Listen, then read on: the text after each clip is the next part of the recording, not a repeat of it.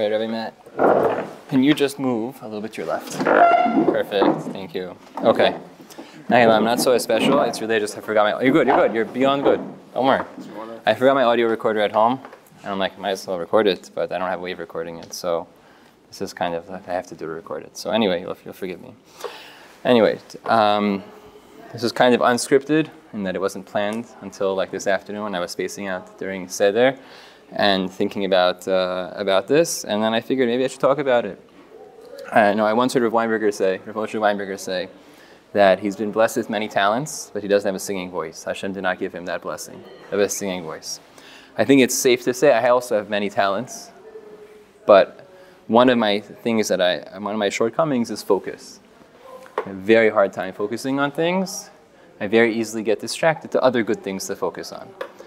So I'm a big space out. And listening to Rav Schachter Yashir for an hour and 45 minutes definitely doesn't go well with that.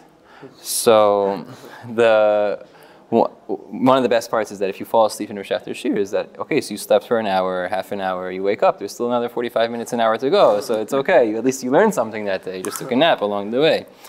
But I'm a big space out, and one of the ways that I stay focused is by using my hands. Typing notes in Shir is guaranteed that I'll stay focused. Or if I'm listening to a shiur, then if I'm not doing anything, I can't focus. But if I'm driving and listening, I'm totally focused on both. If I'm washing the dishes and listening to a shiur, I'm totally focused. But if I'm just doing one, I just space out. If I'm learning with a chavruta, and I'm literally the one reading the words, I'm reading and translating, the words won't mean anything. I'll have to read them over and over and over again, and the chavruta is like getting bored of me. Like, why are you reading again? Let's move on. He'll start reading ahead of me sometimes, depending on who it is and how his midos are. And I'm like, I'm just trying to understand the words. I didn't get it yet. So, like, you read it already. I'm like, yeah, but my brain wasn't on. My mouth was moving, my brain wasn't on. I oftentimes I can lose focus, and you can imagine Chazarat Hashas, the Chazara of the Shaliach Sibur, is also very challenging for me. So if the minyan is fast, it's not a problem. I only finished my own Shemona Esrei when they're finishing their Chazara, so it's not a problem. But even if I finish it when they're up to Et Samach, I might miss Modim. Because I will just space out. I'll answer Amen to Matzmiach Keren Yeshua, Amen maybe to Shema Kolenu. By the time they get to Ritzei, I'm in the clouds. I have to focus. It's so hard. And I was thinking about this recently. I remember when I was in Sha'avim, Rav Mordechai Willig came for give a shiur, maybe it was a Shabbat also, something. I remember that he, in the middle of Shemona Esrei, Chazarat Hashas, would stand as if he was in the middle of Shemona Esrei with the Sidur in hand and just follow along with the Chazan the entire time. When Rav Schachter came to Sha'avim, one of the times when I was there that he came, he spoke about how you shouldn't space out during Chazarat Hashas. You should answer every Amen. You shouldn't assume that there are 10 other people answering. It might be a bracha levatala. You should always answer. You don't know. You shouldn't be somech. It's not right. The Rabbanim are all learning during the Chazara. It's not right. They should be learning. You should look inside. Rav Soloveitchik said that the Chazarat Hashatz is as if you're praying, you're davening, and if you're davening, you're supposed to stand Keilot B'Tfilah. And Rav Schachter, every single Chazarat Hashatz, Rav Schachter stands as if he's in Shemona Esrei every single time, and he follows along with every single word the Shaliach Sibur says. And little me, I'm not. I have such a hard time. So I had a sweet spot. When I was in college in YU, I had a very good sweet spot. I had the perfect makom in the Sephardic Beit Midrash next to a shelf. I had my Sidur on the shelf, standing there, and I had one of the Avodat Hashem Sidurim, or the Kavanah Halev Sidurim, that at the end of every Beracha of Shemona Esrei, it says, Amen, and Ken Yehi Ratzon. Amen, Hashem, you are Matzmiach Keren Yeshua, Ken Yehi Ratzon, you should do it right away. Amen, you are Chonen L'Adam Da'at, and Ken Yehi Ratzon, you should give me the Da'at. And I would pay attention to every single Beracha, and follow along, and at every Amen, I would have that kavanah in mind. Amen to Chonen Hadad, Baruch Atah Hashem Chonen, whatever. I would say Amen, and with that kavanah in mind that it says in the Sidur. And it was fantastic for me until I switched Sidurim and lost that makom, and then I've been downhill since then. And it's been a very strong challenge for me to be able to focus on my tefillah, focus on my Shemona Esrei, and other people's Shemona Esrei is to answer Amen, Kaddish, and whatever. I remember when Rav Ovadia died, Rav Meir Goldvicht gave a hesped for Rav Ovadia in YU, and he said, Rav Goldvicht knew Rav Ovadia when he lived in Shari Chesed. He sat on a Din Torah one time with Rav Ovadia, and he used to take letters back and forth between Rosh Zalman Auerbach and Rav Ovadia when he was living in Shari Chesed and as a Rebbe in Kerem B'Yavne. When he came to America, okay, it wasn't as strong anymore. So Rav Goldvicht said he knew somebody who prayed with Chacham Ovadia for however many decades, 2 decades, 3 decades, whatever it was, and he says Chacham Ovadia, with all the Torah that he had to learn, his intense hatmada, 24/7, Chacham Ovadia never opened the Sefer during the Chazara, ever. And it wasn't a loss, because that's how it works. You dedicate time for Torah and time for Tefillah, and Hashem gives you the power to be Rav Ovadia when you don't let one infiltrate the other.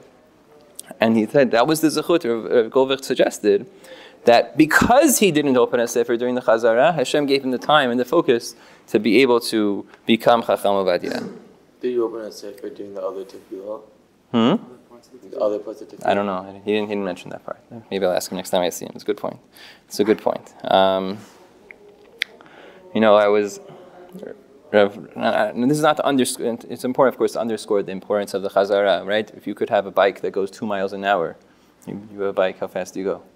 2 miles an hour? 3 miles? Okay, 4 miles an hour, right? Right? My minivan goes faster than your bike, right? Kol shekain, the guys in the back have a Tesla, right? Or more. It goes much faster than that, right? Your personal Shemona Esrei, Rav Pinkus says in Shari Mitzvah, is the bike. The Chazar Hashatz is the Tesla, is the race car. Which one would you rather? If you knew you just had to pay attention and say, Amen, Ken Yehi Ratzon. Amen, with the Kavanah of Emet and Ken Yehi Ratzon, each one, for it to be effective. When you say, Baruch Atah Hashem, Matzmiach Keren Yeshua, Mashiach comes a little bit closer. And you answer Amen to it, it comes a lot closer. Obviously, you would answer Amen with more, and pay attention. But sometimes we get distracted. Sometimes we think that we have more priorities. Like I personally, sometimes I'm running behind in my Shnai Mikra Ve'achad Targum, so I rely on the leniency to do it during the Kriyat Torah. And I'm listening to the Kriyat Torah, but I'm not following along. I'm listening and reading along at the same time, but at my own pace, wherever I'm up to in the parasha that week. So I was in LA recently. I was in LA like a month ago, 2 months ago, whatever, month and a half ago. And the rabbi came over to me Shabbat morning after the Haftarah, right before I was going to speak. And the rabbi said, you saw this word at the end of the parasha? It's a Ketiv Ukri. And he was the Balkori. He's like, I think I read it the wrong way. I think I read it as the Ketiv and not as the Kiri. Do I have to go back? I felt so humiliated because if I had been paying attention, I would have noticed that he said the wrong word during the Kriyat Torah also. But I wasn't paying attention. I was busy doing something else. I wasn't focused on what I was supposed to be focused on. And the rabbi had the humility to get up in front of his own congregation and say, I made a mistake. And he opened the Torah again and read the Maftir again in front of everybody. So that was an incredible mark of humility, important to keep in mind. But for me, personally, pay attention. Don't be such a space out, or think that your other priorities are more important. I was once in a shul on Tisha B'Av. On Tisha B'Av, unlike any other fast days, we have 2 insertions in the Shemona Esrei. We have Anenu, like every fast day, and we have Nachem. Anenu is in the middle of Shomei Tefillah, and Nachem is a replacement for the end of Tishkon B'toch Yerushalayim. In Shema Kolenu, in the middle of it, you insert the paragraph of Anenu, and the Chazan says Anenu as a separate beracha after Re'ena Be'onyenu, right? Nachem, for everybody, is you go until the last line of Tishkon B'toch Yerushalayim, and you flip it to Nachem, and you go straight. I was in shul once, and the Chazan, when he was supposed to say Anenu, he, as a separate beracha, instead he said Re'eh Be'onyenu. Instead of saying Baruch Atah Hashem Goel Yisrael, he started Anenu. Instead of finishing one beracha and then starting Anenu, he just went straight into Anenu, and I was spacing out. But then he said, finished Anenu, and he kept going. I'm like, wait a minute. Did he just do that? He skipped the end of the beracha? Uh-oh. And I'm looking around. Nobody said anything. I looked at the rabbi. He's learning. I'm like, do I stop this? Do I get up? Do I walk over to the rabbi, tap him on the shoulder, and humiliate him? Or he's going to like shake his head at me? So I didn't say anything, because Rav Shechter one time was in a shul where the rabbi made a mistake. And he's like, it's not my shul. I'm not in charge. I'm not going to correct the rabbi in front of everybody. And then it happens to be that shul, the rabbi himself actually got up and corrected himself in front of everybody. And he told everyone he made a mistake. And that rabbi was the Novominsker Rebbe who died 5 years ago in COVID. But it was before he became the Novominsker Rebbe. So I thought, it's not my place. I'm not going to say anything. Afterwards, I approached the Gabbai. And I said, it's not my place. I just wanted to ask. I thought, am I correct that maybe maybe it's an Ashkenazi shul, not a Sephardic shul. Maybe you guys do things differently. But in my Sidur, Anenu is a separate beracha from Re'en Avionyenu. And he's like, yeah, I also noticed that. But nobody else said anything, so I didn't say anything. If you space out, you miss out. And when it's your minyan and it's your responsibility, it's even worse. I'm not paskening whether or not that was a beracha levatala, that Chazarat Hashatz was the batala, chozerin, ein chozerin. I'm not my business. It's not my responsibility. Maybe I should have gone to another minyan. I don't know. But I will say, it's so important as much as we can. I'm sure I'm going to start Shemona Esrei right now and I'm going to space out again. But as much as we can to try to not space out. To read the tefillah out of the Sidur and to follow the tefillah out of the Sidur as much as possible. I personally find that when I'm sitting down, it's easiest for me to have the Sidur open and follow along. If I'm standing up, it's too hard. I used to sit in the back of the YA Beit Midrash and face the wall. Because if I face the front, I see everyone walking in. Because the doors are in the front, I get distracted every 5 seconds. I sat next to Rav Shechter for 6-7 years. And everyone wants to talk to him. So everyone's always walking in and distracting us. It was great though, because you hear all the Lashon Hara, all the Hak, all the Shilohs, it was fine. But sitting in the back trying to learn Seder finally, I had to stay away from the doors. Otherwise I'm going to get distracted.